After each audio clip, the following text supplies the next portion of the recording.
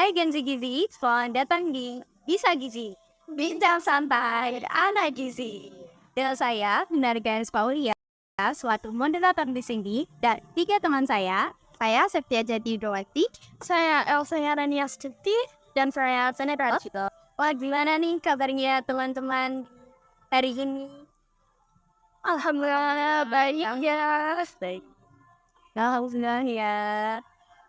Akhir-akhir ini baru sibuk ngapain sih kalian?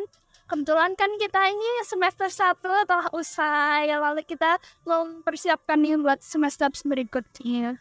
Terus selain itu kita kan juga ikut beberapa kegiatan di luar kampus ya, jadi itu kita agak lumayan aktif dan sedikit jadwalnya agak ada sekali ya dan produktif sebagai mahasiswa aktif. Mau tanya nih, kalian sering nggak sih nerapin sarapan pagi sebelum beraktivitas? Dari Mbak Tia sendiri jarang banget ya. Sebagai anak kos tuh kayak, ya ampun males banget gak ada teman makan, terus gak mood, terus sekalian aja deh sarapannya sama makan siang jam 12 siang. Jujur dari aku ya, kalau aku juga jarang nerapin sarapan pagi sebelum beraktivitas sih. Soalnya ya takut nanti jadi mulas, jadi mulas, jadi ngantuk. Kan nggak lucu ya, kita udah siap-siap, udah pakai seragam, mau berangkat sekolah, mau berangkat kuliah, berangkat kerja, nanti malah jadi mules kan, jadi gimana gitu ya, jadi permasalahan umum ya, benar kan Gen Z sekarang ini. Kalau menurut Mbak Elsa gimana? Kalau aku sih tim sarapan selalu ya, karena aku tuh kalau nggak sarapan justru tuh aku malah jadi lemes. Terus juga aku tuh makan sarapan itu yang simpel-simpel aja, jadi kayak nggak makan waktu gitu. Nggak sih. Aku juga tim sarapan terus ya. Kayak yang ngomongin Belsa tadi, kalau misalnya kita nggak sarapan tuh, jadi itu kita jadi lemes, terus nggak bersemangat, nggak berenergi. Terus juga kalau misalnya kita ngeliatin dosen gitu, posisi kita nggak sarapan, kita jadi kepikiran kayak, ini selesainya kapan kelasnya? Kapan ini kelarnya sih lama banget. Terus juga kita bakal kepikiran, nanti siang mau makan apa ya? Kira-kira yang enak apa ya? Dari episode tuh gak ganggu banget. Makanya kita perlu sarapan pagi. Keren banget ya, mereka brave udah bikin menerapin sarapan pagi sebelum beraktivitas. Kita kapan nih? Iya, kapan kira-kira ya? Beneran. Kalau Mbak Tia sendiri ada pengalaman nggak sih? Pengalaman atau dampak skip sarapan setiap hari? Ada sih dulu kan pingsan ya gara-gara nggak sarapan. Gara-gara nggak sarapan, terus satu hari kulit padat banget nih aktivitasnya. Terus aku tuh pernah pingsan. Iya, soalnya kan nggak ada yang masuk ya di kami. Nggak ada asupan gitu. Terus kalau nggak pingsan tuh kita tuh jadi lemes. Terus di kelas tuh nggak fokus kalau ada pelajaran. Tapi kayak, ya ampun nih kapan selesai sih? Kapan istirahatnya? Mau makan apa nanti? Gitu. Jadi nggak jadi kalau kalian berdua nih ada dampak dan manfaatnya nggak sih soal menerapkan sarapan setiap hari sebelum beraktivitas? Kalau itu sih ya, kalau sarapan kita tuh jadi nggak mudah ngantuk. Kan mungkin kalau yang sering nge-skip sarapan itu kan biasanya di kelas juga ngantuk. Yang lebih fokus itu sih, yang penting fokus.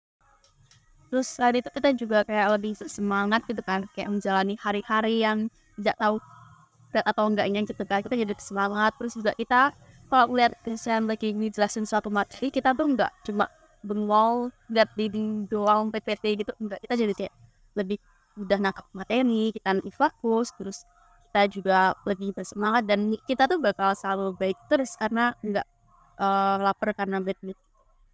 Ada alasan lagi nggak sih Mbak Tia setelah skip sarapan mungkin membuat berat badan naik atau gimana nih ya sih? Kalau aku mikirnya kalau sarapan tuh aduh repot ya sarapan. Terus sekarang makan siang aja deh biar itu kalau sarapan tuh badanku nggak berat nambah gitu ya gitu. Takut banget kalau beratnya nanti nambah. Makanya sarapannya di siang hari. Bisa kepikiran kalau sarapan bisa tambah berat badan ya emang iya.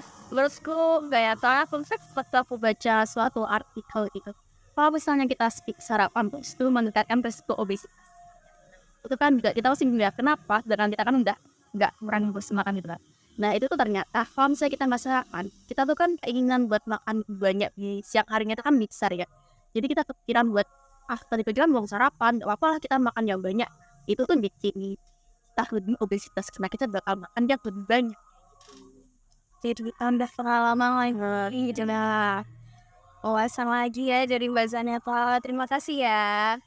Terus juga mungkin Mbak Tia kalau misalnya sarapan ngantuk mungkin bisa ditelusuri nih sebelumnya tuh salah menu atau bagaimana gitu ya Mbak. Biasanya makan apa sih Mbak Tia kalau sore? Ya simpel-simpel aja sih mie ya. Wah.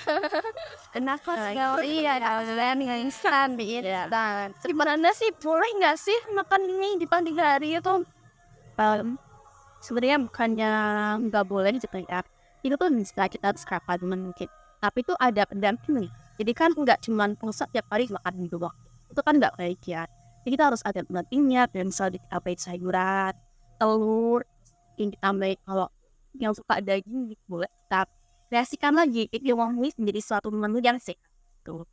Mungkin kalau yang simpel-simpel anak kelas kornet mungkin minyak ditambahin kornet.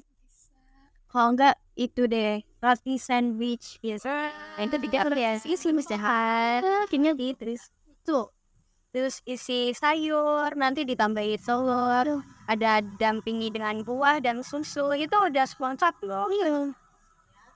Terus kalau kita sarapan tuh, itu tuh sebenarnya berapa kalori sih yang bagus buat makan sarapan pagi hari? Untuk sarapan tuh kira-kira ada 300-600 kalori yang konsumsi ya. Itu tuh tergantung juga dengan berat badan, usia, dan aktivitas kita. Kalau kamu ada mungkin bisa lagi butuh dengan beberapa rumus yang mungkin udah tersedia di beberapa platform khusus ahli gizi.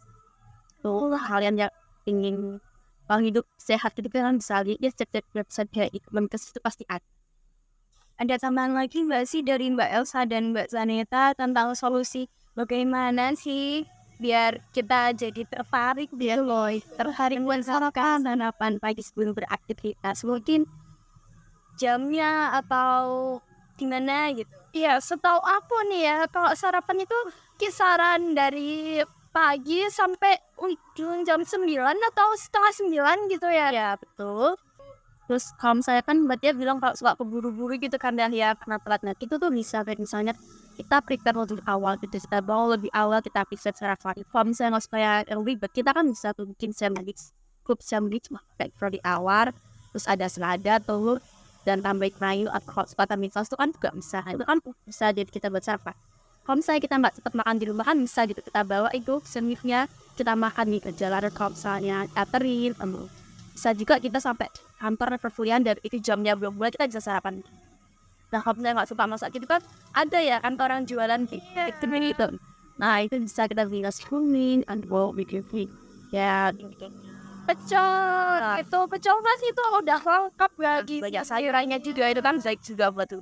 Menu sarapan yang mana sih yang simpel gitu biar Mbak Tia itu ya nih tertarik buat masak buat bikin menu sarapan yang simpel.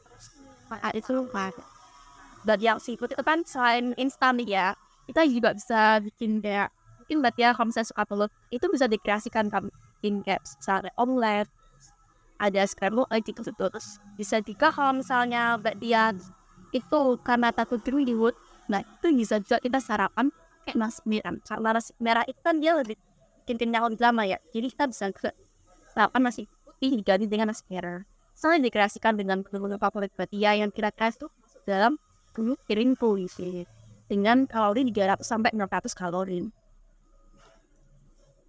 Banyak banget ya wawasan yang kita dapatkan. Kira-kira Mbak Tia ini tertarik gak sih buat menerapkan sarapan seminggu aktivitas bawaan di work? Apalagi udah dikasih tahu ya menu-menu yang simple terus sehat juga kan, gak bikin berat badannya naik.